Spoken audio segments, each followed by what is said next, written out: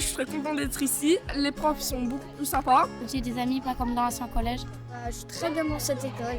On accueille ici des enfants qui n'ont aucune difficulté particulière parce que les parents souhaitent trouver pour leur enfant des classes à petits effectifs et dans un environnement plutôt familial.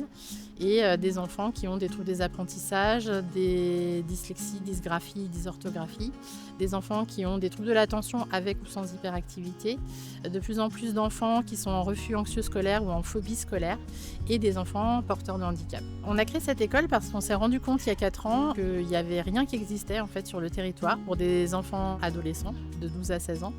Notre fille elle a un trouble du spectre de l'autisme associé à d'autres troubles comme le TDAH, un trouble anxieux, et elle développait une phobie scolaire. C'est pour ça qu'on s'est tourné vers l'école au Carré.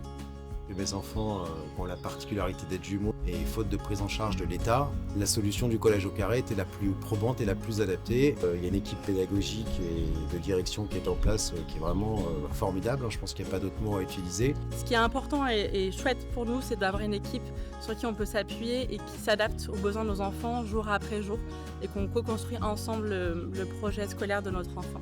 Alors, l'école et collège de Carré se différencient déjà par la taille des effectifs des classes, puisque les élèves sont 15 par classe, accompagnés par 2 adultes, une enseignante et un aide-éducateur sur chacune des classes.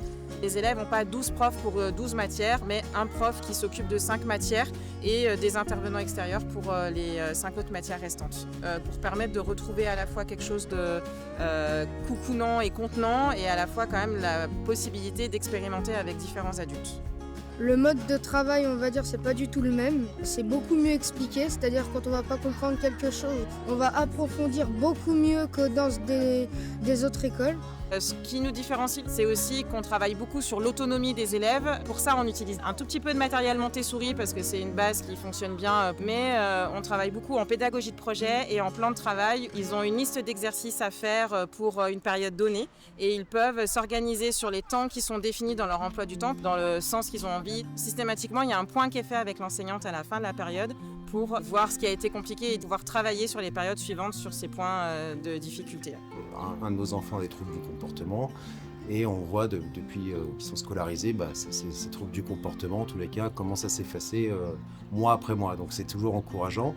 Après, au niveau de l'autonomie, c'est pareil, il y a des choses qui se mettent en place. Donc je dirais qu'aujourd'hui, de nombreuses cases sont cochées et c'est parfait.